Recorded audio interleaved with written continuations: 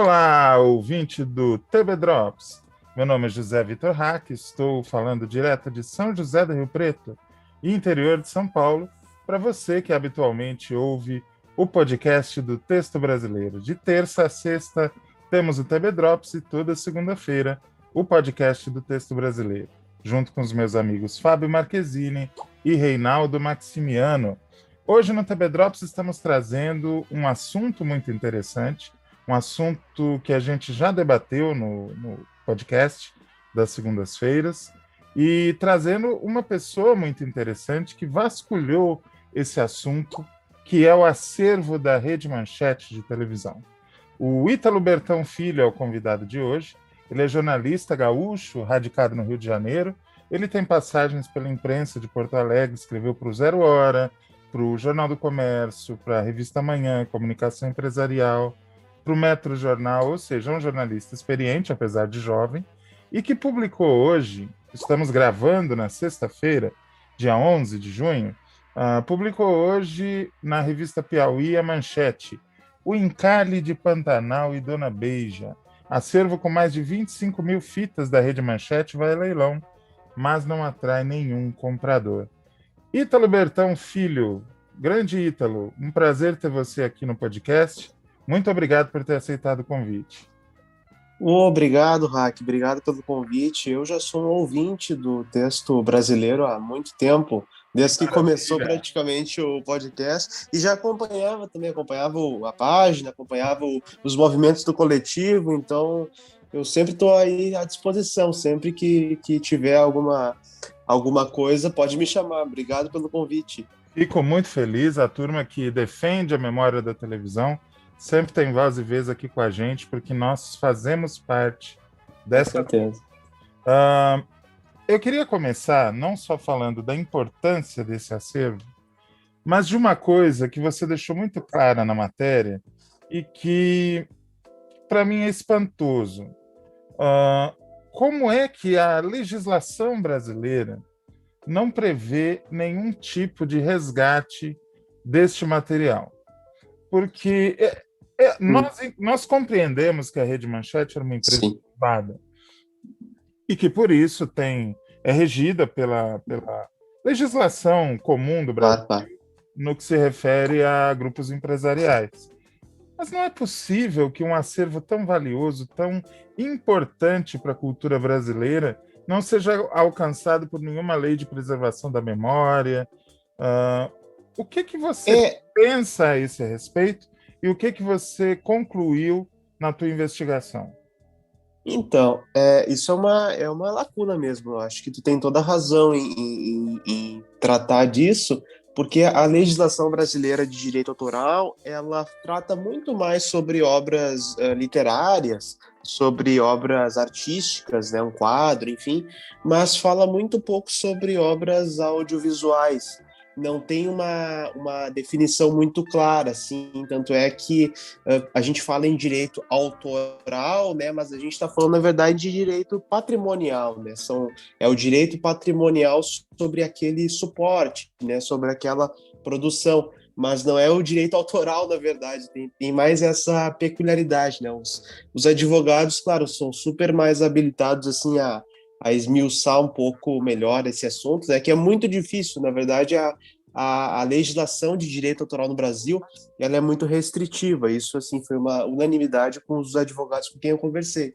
Então, tem esse problema muito grave, né, porque daqui a pouco a pessoa que compra a fita no leilão, né, suponhamos se tu quisesse comprar a fita no leilão, poderia até comprar, mas tu teria só o direito de reproduzir essa fita em casa, para uso doméstico, não poderia daqui a pouco reproduzir, enfim, em televisão, ou até mesmo na internet, no YouTube da vida, em tese não teria esse direito, né? Se fosse realizado da forma correta, segundo os advogados, né, o leilão teria que ser feito junto dos suportes físicos, teria que ser feito o leilão dos direitos autorais, né? É o leilão dos direitos e das fitas. Uma coisa que o teu texto também explicita é que, mesmo que o interessado nesse acervo quisesse fazer o investimento, ele não teria como saber o estado em que essa fita se encontra. Não, tem mais essa, Hack. Esse é outro problema, né? Porque a pessoa compraria a fita, mas sem saber direito o que está dentro dela. Daqui a pouco a pessoa pode comprar, sei lá, um lote de fitas do Cabaré do Barata, por exemplo, achando que tem Cabaré do Barata dentro. A pessoa vai colocar aquilo no aparelho reprodutor e não tem nada, é só ruído, né? Então esse é um grande empecilho, né? Imagina, por exemplo, se uma empresa, tipo uma Globo ou uma grande corporação, comprasse esse acervo. Ok, compramos o acervo. Aí chega lá um monte de caixa cheio de fita. Eles colocam a fita e daqui a pouco não tem nada, né? Qual o sentido? Então, o ideal seria que o edital também tivesse uma informação sobre o estado dessas fitas, né? Na verdade, até para detalhar um pouco, Hack, foi disponibilizado, quando da realização do leilão, um laudo sobre não o estado das fitas, mas as quantidades, né? 30 fitas de Amazônia, 60 fitas de Dona Beija, enfim, toda a quantidade de fitas e quais eram os títulos dos programas, né, que estavam sendo alienados. Agora, não se falava no estado dessas fitas, né? As informações que a gente tem, que eu consegui apurar, são informações, assim, muito esparsas, né? A única coisa que eu sei é que elas ficaram muito tempo sob uma condição muito ruim aqui no Rio de Janeiro, eu falo do Rio de Janeiro. Uhum. Elas ficaram muito expostas ao sol. Imagina naquele prédio da Manchete ali na Glória, né? É um prédio todo envidraçado, para quem não conhece, até talvez seja legal para ilustrar. É o famoso prédio da Rua do É Russo, o famoso. Isso, da Rua do Russell ali. de frente E à é um Praia do prédio. Flamengo. Isso, é um prédio todo envidraçado. Imagina esse arquivo pegando sol de 40 graus no verão do Rio de Janeiro, em que estado ele deve ter ficado, né? E sem contar que ele ficou sem ar-condicionado muito tempo, né? Por causa da falência da Bloch, o prédio ficou sem energia elétrica, né? Então pensa, imagina esse material que anteriormente já tinha problemas, né? Antes do fim propriamente da Manchete, ali nos meses finais. Eu tenho alguns relatos, até na matéria eu cito um, de que o arquivo ficou todo assim em condição muito precária, porque não tinha mais quem cuidasse, né? Não tinha mais um funcionário específico para cuidar daquele arquivo, né? Então ficou assim numa situação já comprometida nessa fase final, né? Imagina depois a quantidade de tempo que ele ficou sem a conservação adequada, né? Isso pode ser muito prejudicial, até por causa do seguinte: essas fitas magnéticas, né, ainda do formato analógico, elas podem se desmagnetizar, ou seja, a fita, existe o suporte físico, mas o filme, digamos, não é esse o termo correto, mas o filme, digamos, da fita, ele já está comprometido, ele não é mais recuperável, né? Isso é bastante comum, inclusive, com arquivos de antigos estúdios cinematográficos, né, que tem aquele fenômeno da vinagração, né, que eles chamam, os arquivistas chamam de vinagração, que é quando se decompõe, né? O acervo da Manchete é um processo parecido, assim. Esse arquivo, por condições naturais, enfim, ele acaba se decompondo, né? E justamente é feito um processo de preservação e de refrigeração para evitar esse tipo de deterioração, né? Porque são materiais muito frágeis, né? É muito fácil se estragar isso. Então, a tendência, assim, é que alguém compra, e aí se alguém compra, daqui a pouco, quando vai usar esse material, ou quando vai ver esse material, não vai conseguir ter nada. Na verdade, a pessoa só vai ter um objeto ali, a fita, mas não o programa, não o vídeo, enfim, não o objeto de interesse, né? Que é a produção cultural. Perfeito. Até detalhando para o ouvinte que não leu a matéria, as informações do Ítalo são de que mais de 25 mil fitas de vídeo estavam nesse leilão e Sim. o valor total era de basicamente 3.700.000 reais. E não houve nenhum interessado, não houve lance, justamente por essas dificuldades que a gente disse. A pessoa que comprasse esse acervo não poderia exibi-lo na televisão, não poderia subi-lo na internet e não tem a garantia de que o conteúdo está exatamente lá. E conforme ele detalha aqui na matéria, é até emocionante para quem acompanhou a trajetória da Manchete saber que novelas como Cananga do Japão, Dona Beija, Pantanal, programas como o Marajá também estava no meio, né? Exatamente, uma novela que foi censurada em plena democracia, né? É um documento histórico, é muito... E se acreditava que essa novela tava desaparecida, né? Porque na época que a Manchete fechou, encerrou suas atividades, enfim, na época que era 99, né? Saiu uma reportagem na Folha dizendo que o Marajá estava sumido desde 93, né? Que foi a produção da novela em 93. E aí a matéria dizia que estava sumido e que a única pessoa que saberia onde é que estava o destino desse material era o Adolfo Bloch, né? Mas com esse leilão se comprovou que o Marajá não só existe, como foi colocado à venda. Sim, sim. Pela bagatela É. de R$ 26.000.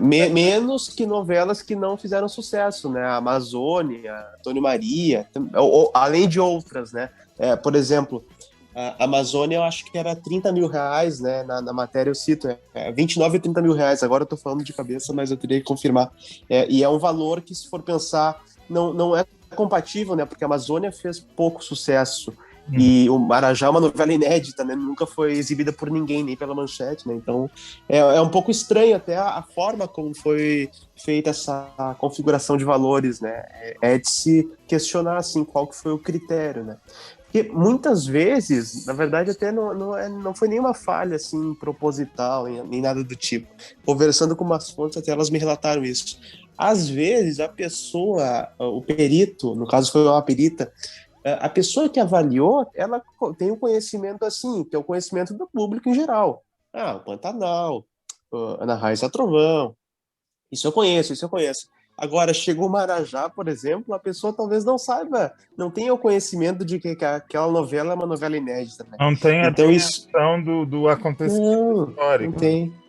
Não tem o conhecimento que nós temos, né? Jornalistas, pesquisadores, enfim. Então, às vezes, acaba acontecendo esse tipo de coisa. Tu vê uma coisa que seria valiosíssima sendo vendida por uma bagatela, né? Sim. Inclusive, a matéria traz algumas informações curiosas. E eu gostaria de verificar se é isso mesmo. Uhum. Por exemplo, há um lote que inclui 8 fitas do programa Milkshake da Angélica. Milkshake, sim, Esse sim. programa, se não me engano, teve uns 5 anos de exibição. Sim, sim. Quer dizer que de 5 anos sobraram 8 fitas. É muito complicado, né? Porque e foi bom tu ter reparado nisso, Hack, pelo seguinte: essas 8 fitas é o que se tem de registrado no laudo. Mas no laudo também tinha um registro, por exemplo, que se chamava arquivos de imagem. 20.000 fitas, se eu não me engano. Não, menos até, acho que eram umas 15.000, teria que confirmar isso. Mas uma quantidade grande de fitas estava descrita como arquivos de imagem. Aí não se sabe direito o que é isso, né? Pode ser Não imagem bruta? catalogados, né? Não catalogados, não estavam catalogados. Então, assim, 8 fitas estão catalogadas. Agora, daqui a pouco, dentro do universo de arquivo de imagem, pode ser que tenham vários milkshake, né? E tem mais um detalhe, Hack, que é o seguinte: esse programa ele foi realizado tanto aqui no Rio de Janeiro como em São Paulo, né? Sim. No período que a Manchete foi vendida, né, para Hamilton Lucas de Oliveira, a Manchete operava em São Paulo mais que no Rio, né? Quase que toda a programação, enfim, linha de show, etc., era tudo em São Paulo. E aí, uma parte desse acervo da Manchete de São Paulo, eu até cito na matéria, ele foi parar na TV Cultura, né? De uma forma muito curiosa, assim, que isso tem vários registros, né? Que uma pessoa teria adquirido móveis da antiga Manchete, mas a pessoa estava interessada nos móveis. E aí, quando ela foi abrir, digamos, ela encontrou um monte de fitas, né? Que provavelmente o móvel pertencia ao arquivo da Manchete de São Paulo, né? Então, essa pessoa pegou essas fitas, colocou elas numa sacola, num saco de lixo, me parece, e deixou na frente da TV Cultura. Ó, tá aqui, tomem as fitas. E aí, como um bebê abandonado na frente do hospital. Exatamente, é uma boa analogia, bem isso aí. E aí a TV Cultura pegou esse material para si, né? Só que são 5.000 fitas. E aí o Milkshake, se eu não me engano, é uma das produções que tem fitas na Cultura. Se eu não me engano, porque eu vi uma vez, não me pergunte como, mas eu vi uma ficha de uma fita que estava na TV Cultura. Eu lembro de ler Milkshake. Então, assim, edições do Milkshake de 92, pelo menos, estão na TV Cultura, em São Paulo. Mas o problema é o resto, né? Que, como tu disseste, os programas ficaram vários anos no ar, né? Mas o que sobrou é muito incerto, né? Porque a Manchete, pelo que a gente sabe, não tinha o costume de regravar, né? Outras emissoras tinham Exatamente. esse hábito de Foi regravar exatamente fitas. por isso que eu te perguntei. Porque Aham. isso me remeteu a casos como o programa do Bolinha, que ficou 40 anos no ar e tem 4 Sim. edições. Chacrinha na Bandeirantes ficou 3, 4 anos no ar, tem 2 programas, se não me engano. É, E me o Ama... espantei da Manchete estar ainda na mesma toada. Mas pelo que você Não, está explicando, não era isso exatamente. é falta de catalogação. Esse arquivo, ele me parece que ele era muito bem organizado no tempo que a Manchete estava no ar, né? Só que depois, muita coisa se perdeu, né? Muitos documentos, a maioria dos documentos, na verdade, não foram, não ficaram de acesso da massa falida. Isso deve ter ido para o lixo, provavelmente. E eu imagino que essa catalogação feita do acervo da Manchete também se perdeu, esse arquivo muito bem organizado, né? Então, assim, até eu imagino que o trabalho da pessoa que fez a perícia judicial deve ter sido um trabalho bem hercúleo, assim, porque eu fico imaginando, é um depósito cheio de fitas, né? E teria que olhar caixa por caixa, fita por fita, para saber as quantidades, né? Então, muita coisa é incerta, assim. Tem programas ali que a gente vê que tem uma catalogação errada. Por exemplo, é classificada como documentário ao invés de novela. Marajá, se não me engano, era classificado como documentário. Uhum. Um outro programa era classificado como, digamos, novela e não era minissérie. Essas peculiaridades que só nós, assim, que temos mais contato com o assunto que sabemos, né? Mas que daqui a pouco pode passar batido, né? E isso é outro empecilho, né? Porque daqui a pouco a pessoa, por exemplo, a apresentadora Angélica, né? Ela, suponhamos que ela quisesse comprar um milkshake, né? Para ter como arquivo pessoal, né? Uhum. Daqui a pouco ela compra as 8 fitas, mas o acervo, na verdade, tem mais 500 fitas, suponhamos, do milkshake, né? Então é complicado, né? Que pessoa vai querer investir um valor alto, até se for pensar, num acervo que não se sabe o estado, não se sabe a quantidade, não se sabe nem se existe de fato ainda, né? Se não é uma coisa que só é um registro ali na fita, né? Uma etiqueta da fita, quando vê, não, a fita não corresponde à etiqueta, ou daqui a pouco nem existe mais, né? Sim, é um tiro no escuro. É um tiro no escuro, exatamente. Uma coisa interessante também, nesse mesmo parágrafo da matéria, em que você fala do milkshake, você diz que estavam no leilão o logotipo, a marca TV Manchete e a marca Rede Manchete, por R$ 372 mil. O que Sim. possibilitaria, pelo que eu entendo, que um eventual comprador usasse em alguma emissora de televisão, como, por exemplo, a Sim. Rede Pampa tentou fazer uma época atrás, né? A Pampa, ela, se eu não me engano, eu até teria que confirmar isso certinho, mas de cabeça, assim, de memória, só para registrar, era alguma questão envolvendo um processo que a Pampa moveu querendo a marca Manchete, mas a marca Manchete, ela continuava pertencendo à massa falida, né? Na verdade, continuava pertencendo à TV Manchete Limitada. Uhum. Só que qualquer emissora poderia usar, sim. Acontece que tem um problema de vinculação com o passivo, né? Muitas empresas temem usar essas marcas de empresas falidas justamente pela questão do ônus que pode trazer, né? Me vem sempre na cabeça o caso do Jornal do Brasil, que sempre está trocando de mãos a marca, né? E Sim. sempre tem a questão dos os problemas trabalhistas, né? As dívidas trabalhistas. Todo novo arrendatário da marca Jornal do Brasil sempre sofre com isso. Então, é um episódio que não é só o Jornal do Brasil. Tô citando, na verdade, para exemplificar para os ouvintes. Mas talvez o principal empecilho seja esse. O ônus que usar a marca TV Manchete traria, né? Daqui a pouco bate lá na porta um punhado de funcionários argumentando que a nova emissora TV Manchete é a sucessora da antiga, né? E aí até ter todo o desembaraço judicial é muito complicado, né? É muito arriscado. Tudo que envolve, na verdade, esse leilão é muito arriscado, né? Quem compra tanto o acervo como compra a marca, o logotipo, enfim, estaria, digamos, comprando problemas, né? Uhum. Estamos falando da bagatela de praticamente 120 milhões de reais. É muito dinheiro para arriscar, né? Não, e além de ser muito dinheiro, assim, se a gente for pensar, né, ok, a marca TV Manchete é uma marca valiosa, é uma marca relevante, é um ativo ainda que é muito caro as pessoas lembram. Agora, daqui a pouco, talvez também não fosse interessante uma emissora nova usar uma marca antiga, né? Porque aí teria que sempre responder pelo legado de uma emissora que já não existe mais, né? E que foi muito marcante, né? Daqui a pouco também não seria muito interessante para uma emissora nova querendo consolidar sua imagem, né?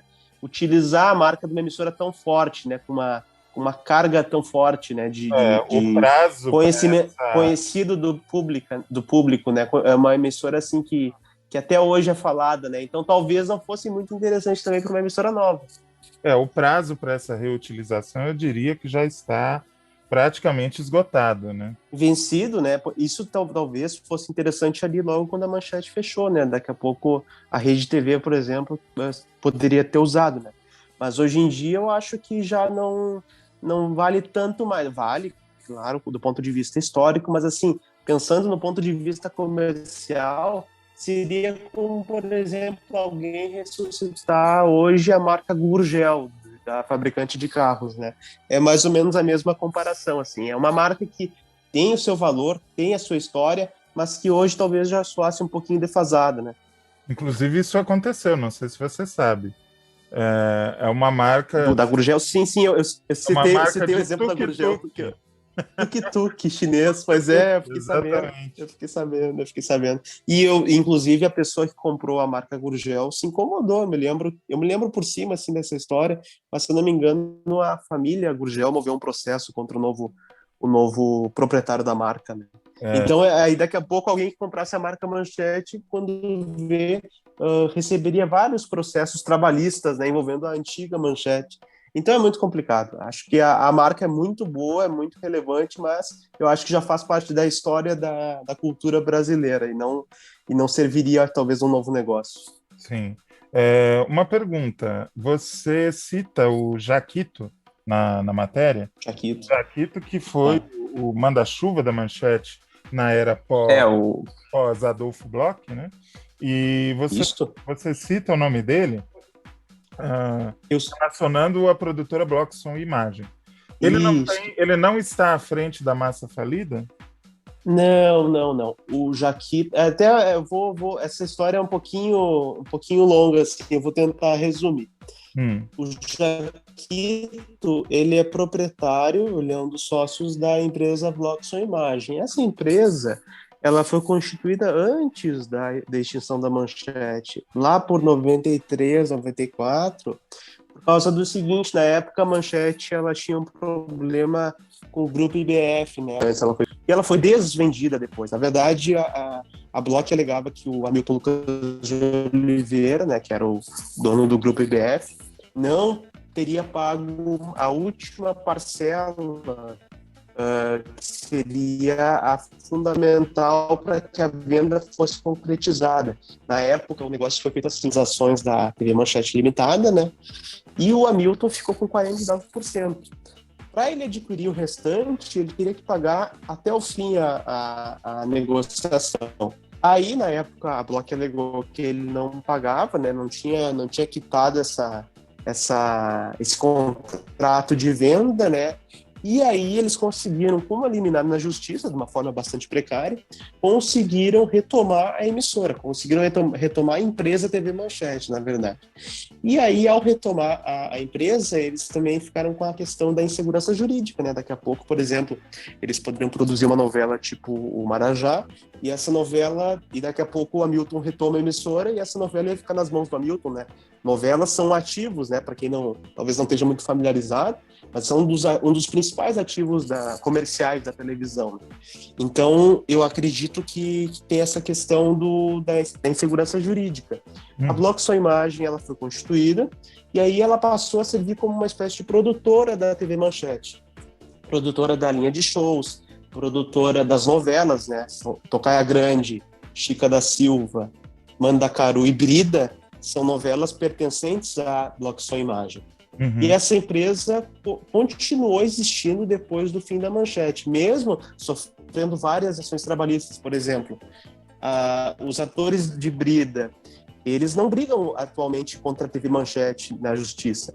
Eles brigam contra a Bloco Som Imagem, porque eles eram contratados pela Bloco Som Imagem. É como se hoje, por exemplo, a Globo tem a Globo, empresa TV Globo, e eles criassem uma produtora Globo 2, digamos, para servir de produção das novelas. A ideia é mais ou menos essa.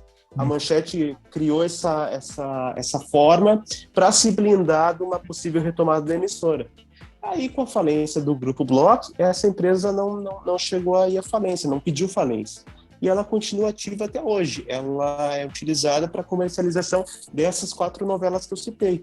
E, fora isso, a Bloco Som Imagem também produziu algumas outras coisas, alguns programas da linha de shows que não eram novelas necessariamente, eram outros programas também.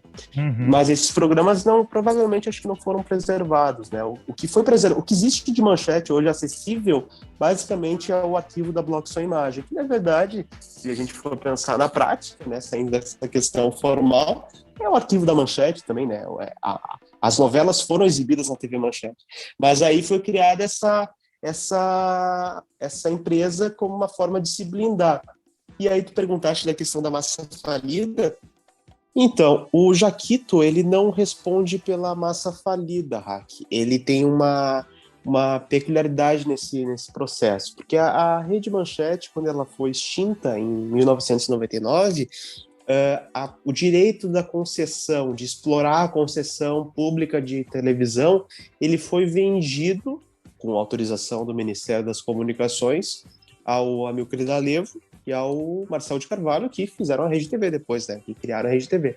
Sim. Só que o ativo, o passivo, enfim, o patrimônio da Manchete, da TV Manchete Limitada, fitas, programas, enfim, terrenos, móveis, todo o patrimônio que a Manchete deixou, ele foi vendido por uma segunda empresa, que era a Reset Participações, de um banqueiro de uma pessoa do mercado financeiro de São Paulo, né, que era o proprietário. E quem digamos, quem ficou com a Manchete de fato não foi a Rede TV. Por isso que deu esse imbróglio na justiça de se Rede TV era sucessora da TV Manchete ou não. Quem ficou com o passivo da Manchete foi essa empresa, a empresa Reset. E essa empresa logo decretou falência, pouquíssimo tempo depois. Então, na prática, com a falência dessa empresa, se faliu a TV Manchete Limitada também, porque essa empresa tinha entrado de nova sócia proprietária da TV Manchete Limitada. E o Jaquito, nessa ocasião, já tinha se desligado, né? Tinha vendido as ações dele na empresa para essa outra empresa de São Paulo. E aí, desde então, ele não tem mais participação, ele não tem participação na massa falida. Como a empresa TV Manchete foi à falência, pediu falência, né? Ela entrou no processo de massas falidas, né? Que é aqueles processos que todo mundo conhece, né? Longos, demorados, né? Muitas vezes sem conclusão. É um problema do Brasil, né? Não é só a TV Manchete, tem um exemplo que todo mundo conhece da Varig, né? Que até hoje muitos funcionários esperam receber, né? Que acho que a principal massa falida brasileira, é a massa falida da Varig, né? Uhum. E na Manchete não é diferente. Muitos funcionários receberam, mas muitos funcionários não receberam. Por causa do seguinte, muitos funcionários eles entraram com processos contra a Rede TV, acreditando que a Rede TV era sucessora da TV Manchete. Mas há alguns anos atrás, eu acho que foi em 2015 isso, a Rede TV conseguiu uma decisão favorável no STJ, se eu não me engano, que permitia que a Rede TV não fosse sucessora da TV Manchete. Eles consideraram justamente pelo que eu falei. A Rede TV, ela comprou na teoria o direito de explorar a concessão com a anuência do Ministério das Comunicações, mas não comprou o passivo, não comprou as dívidas, digamos. E a ideia do Fábio Saboia, que era o banqueiro esse que eu citei, o banqueiro não, essa pessoa do mercado financeiro, era justamente vender as dívidas da Manchete no mercado e ainda sair com algum lucro. Na época era essa a defesa dele. Inclusive saiu em reportagens do Estadão, da Folha, essa declaração dele. Então, o dono da TV Manchete seria essa pessoa, o Fábio Saboia. Mas, como a TV Manchete foi à falência, ela passa a ser regida pela lei das massas falidas, né? E as massas falidas, elas têm um administrador judicial, que hoje em dia é um advogado, né? O Manuel Lopes, de São Paulo. E aí esse advogado, que antigamente se conhecia por síndico da massa falida, né? Depois mudou o termo, esse advogado, que é o administrador judicial, fica tocando a massa falida, ou seja, faz os leilões, presta contas à justiça, tenta, enfim, dar um encaminhamento para que os créditos sejam pagos às pessoas, né? Muitos funcionários não receberam, isso que eu ia dizer. Hoje em dia, até eu cito na matéria, a dívida com funcionários é de 5 milhões, né? A dívida dos funcionários que se habilitaram no processo de massa falida. Os funcionários que entraram com o processo contra a Rede TV não estão nesse cálculo, pode ser muito maior o número, né? Mas aí o leilão serviria justamente para pagar os créditos trabalhistas, porque na lei das massas falidas, tem uma fila, e geralmente os privilegiados, os primeiros privilegiados, além da União, são os trabalhadores, os créditos trabalhistas, né? Na verdade, é como se chama. Então, assim, esse leilão ele serviria justamente para pagar créditos, enfim, passivos trabalhistas da Manchete, né? De funcionários. Tem alguns funcionários de cabeça, agora eu lembro da Denise Campos de Toledo, que é da Jovem Pan, né? Da Rádio Jovem Pan, jornalista. E que ela é uma das pessoas. Ficou na Rede TV na transição, né? Sim. E é uma das pessoas que tá para receber, tá? É uma das pessoas que é um dos maiores valores que poderiam receber. Vários funcionários, é uma lista muito grande. E o mais triste de tudo isso é que muitos funcionários já morreram. Quando tu vai ler a lista de credores, tem espólios, né? Então, ou seja, a pessoa já morreu e deixou para a família, enfim, para filhos, né? Isso eu acho que é o lado mais triste, assim, é o lado que pouca gente lembra, né? As pessoas leem a reportagem... A pessoa dedicou a sua vida a uma empresa e quem vai desfrutar disso são os herdeiros, porque ela já... Isso. Exatamente, Hack. E, assim, é uma coisa que as pessoas não lembram, porque as pessoas leem a reportagem, acham muito legal, a questão do acervo e tal, né? Que poderia ser revisto, né? Os programas, as novelas, né? Enfim, todo o material artístico. Agora, tem uma coisa que as pessoas não lembram, que é o material humano, né? Porque se aquele programa, se aquela novela, se aquela produção foi ao ar, é porque teve uma equipe por trás, né? E essas pessoas até hoje estão esperando o dinheiro, né? A cor desse dinheiro.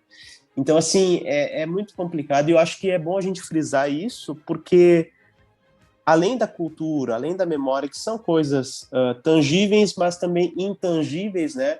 Tem uma coisa muito tangível, muito concreta, que são as pessoas que a Manchete deixou, né? O rastro de destruição que a Manchete deixou. Eu acho que é bom a gente frisar, porque daqui a pouco as pessoas não dão atenção devida, né? Acham que o leilão ele serviria não só pela cultura, mas também pela questão das pessoas, né? Dos funcionários. O leilão serviria para pagar esses funcionários. Então, acho que é bom a gente ressaltar isso. Até na matéria eu procurei falar disso, porque eu acho que é um assunto que é bastante ignorado, assim, né?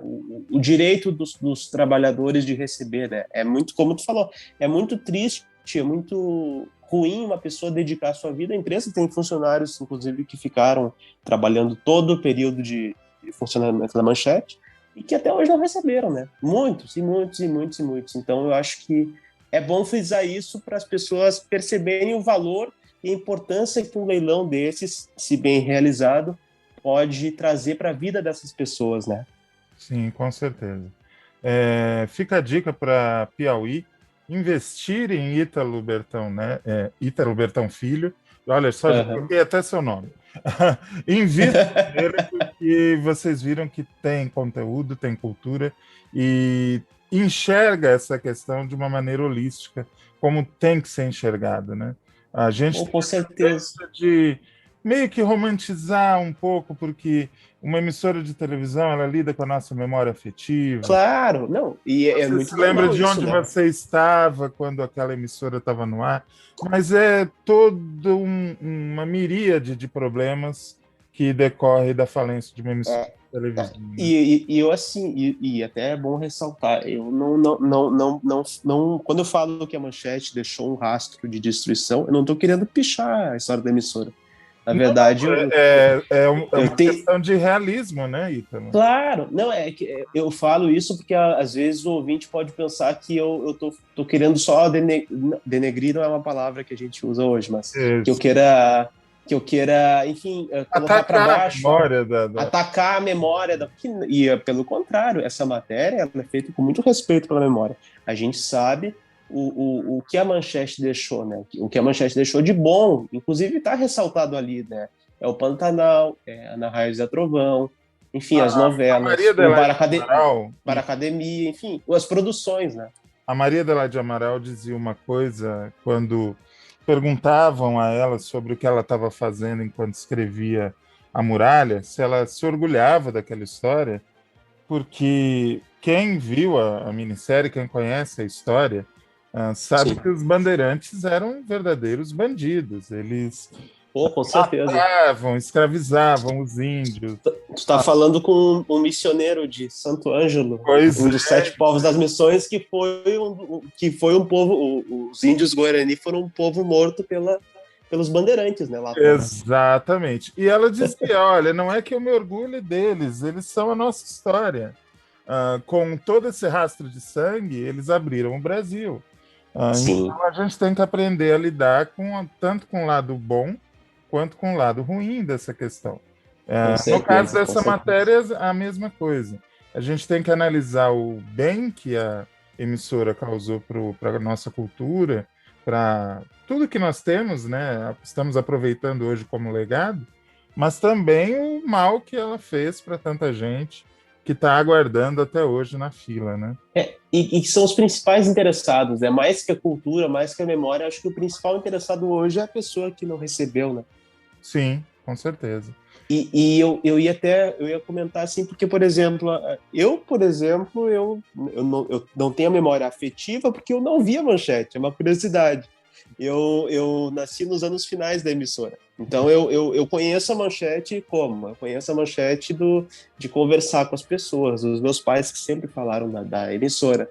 Eu conheço das reprises, né? Pantanal, Dona Beija, enfim, na Raiz e Trovão que o SBT passou, né? Eu não tenho a memória afetiva como tu tens, como outras pessoas têm. Mas eu tenho muito respeito, assim, eu acho que é uma emissora que deixou um legado muito grande, até eu acho que é legal ressaltar, que é o legado da inovação e de acreditar no Brasil, né? Hoje em dia eu acho que os empresários, eles não acreditam no Brasil, ou acreditam no Brasil que eles querem apenas. Então eu acredito que a Manchete tinha essa coisa de acreditar no país e investir em produção nacional, né? Investir no trabalho dos artistas, enfim, investir na cultura, né? Investir, às vezes, a fundo perdido, tanto é que a emissora acabou tendo o fim que teve, mas investir em cultura, em memória, né? Investir na identidade nacional, que eu acho que esse é o principal legado. Assim, eu vejo o legado da Manchete como uma emissora que inovou nessa questão, sabe? Que até hoje a gente vê que ainda tem esse problema, né? Não que não, e aqui eu não estou fazendo um discurso nacionalista, não é a questão de que o que é daqui é melhor, mas é que às vezes o que é de fora prevalece sobre o que é daqui.